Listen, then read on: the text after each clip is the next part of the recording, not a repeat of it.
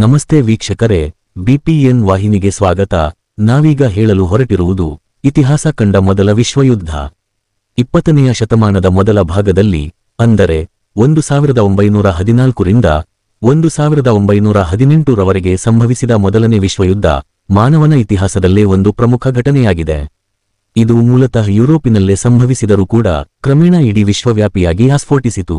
ಇದು ಜರ್ಮನಿ ಮುಖಂಡತ್ವದ ಶತ್ರುಪಕ್ಷ ಮತ್ತು ಇಂಗ್ಲೆಂಡ್ ನೇತೃತ್ವದ ಮಿತ್ರ ಪಕ್ಷಗಳ ನಡುವೆ ಸುಮಾರು 4 ವರ್ಷಗಳು ಸಂಭವಿಸಿ ಜರ್ಮನಿಯ ಸೋಲಿನೊಂದಿಗೆ 1918 ರಲ್ಲಿ ಮುಕ್ತಾಯಗೊಂಡಿತು.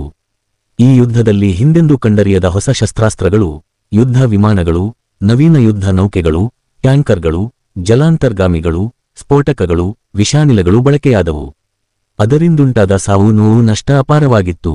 ಮೊದಲನೇ ಮಹಾಯುದ್ಧ ಅಥವಾ ವಿಶ್ವ ಸಮರಕ್ಕೆ ಹಲವು ಅಂಶಗಳು ಕಾರಣವಾಗಿವೆ. ಈ ಯುದ್ಧ 1914 ಜೂನ್ 28 ರಂದು ಸರಾಜಿವು ಎಂಬಲ್ಲಿ ಆಸ್ಟ್ರಿಯಾದ ಯುವರಾಜ ಆರ್ಚ್ಡ್ಯೂಕ್ ಫರ್ಡಿನಾಂಡ್ನ ಕೊಲೆ ಈ ವಿಶ್ವಯುದ್ಧಕ್ಕೆ ನಾಂದಿಯಾಯಿತು. ಕೊಲೆ ಮಾಡಿದವನು ಸರ್ಬಿಯಾ ಜನಾಂಗದ ವಿದ್ಯಾರ್ಥಿಯಾಗಿದ್ದನು. ಅವನು ತನ್ನ ದೇಶದ ಸ್ವಾತಂತ್ರ್ಯ ಅಪಹರಣ ಮಾಡಿದ ಆಸ್ಟ್ರಿಯಾದ ವಿರೋಧಿ. ಸ್ಥಳೀಯ ಘಟನೆಯಾಗಬೇಕಿದ್ದ ಘಟನೆ ವಿಶ್ವವ್ಯಾಪಿಯಾಯಿತು. ದಿನಕಳೆದಂತೆ ಹಲವು ಆಸಕ್ತಿಯುಳ್ಳ ರಾಜಕೀಯ ಶಕ್ತಿಗಳ ಪರಸ್ಪರ ವೈಷಮ್ಯ, ಅಸೂಯೆ, ಹಳೆಯ ಮತ್ಸರ, ಪ್ರತಿಷ್ಠೆ, ಅತಿಯಾದ ರಾಷ್ಟ್ರೀಯತೆಯ ದುರಭಿಮಾನ ಮೊದಲಾದ ಕಾರಣಗಳ ಹಿನ್ನೆಲೆಯಲ್ಲಿ ಇಡೀ ವಿಶ್ವವೇ 2 ಪ್ರತಿಸ್ಪರ್ಧಿ ಬಣಗಳಾಗಿ ಮಾರ್ಪಟ್ಟವು.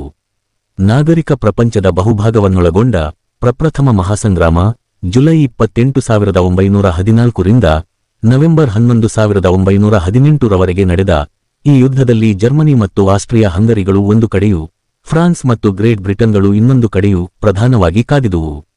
1917 ರಿಂದ 18 ರಲ್ಲಿ ಮಿತ್ರಪಕ್ಷದೊಂದಿಗೆ ಅಮೆರಿಕ ಸಂಯುಕ್ತ ಸಂಸ್ಥಾನವು ಸೇರಿಕೊಂಡಿತು. 19ನೇ ಶತಮಾನದ ದೃಷ್ಟಿ ಪ್ರವೃತ್ತಿಗಳಿಗೆ ಭರತವಾಕ್ಯ ಹಾಡಿ ಹೊಸದೊಂದು ವಿಶ್ವದ ನಿರ್ಮಾಣಕ್ಕೆ ಕಾರಣವಾಗಿ ಪರಿಣಮಿಸಿ ಇದು ವಿಶ್ವೇತಿಹಾಸದ ಒಂದು ಮಹಾಫಟ್ಟವೆನಿಸಿದೆ. ಈ ವಿಶ್ವಯುದ್ಧದ ಸಂಪೂರ್ಣ ಮಾಹಿತಿಗಳನ್ನು ಮುಂದಿನ ಸಂಚಿಕೆಗಳಲ್ಲಿ ತಿಳಿದುಕೊಳ್ಳೋಣ. ಈ ಮಾಹಿತಿ ಕುರಿತು ತಮ್ಮ ಅನಿಸಿಕೆ ಅಭಿಪ್ರಾಯಗಳನ್ನು ಕಮೆಂಟ್ ಮಾಡುವ ಮೂಲಕ ತಿಳಿಸಿ. ಇನ್ನಷ್ಟು ವಿಡಿಯೋಗಳನ್ನು ಮಾಡಲು ಸಹಕರಿಸಿ. ಈ ವಿಡಿಯೋ ತಮಗೆ ಇಷ್ಟವಾದಲ್ಲಿ ಲೈಕ್ ಮಾಡಿ, ಸಬ್ಸ್ಕ್ರೈಬ್ ಆಗಿ, ತಮ್ಮ ಪ್ರೀತಿಪಾತ್ರರೊಂದಿಗೆ ಹಂಚಿಕೊಳ್ಳಿ.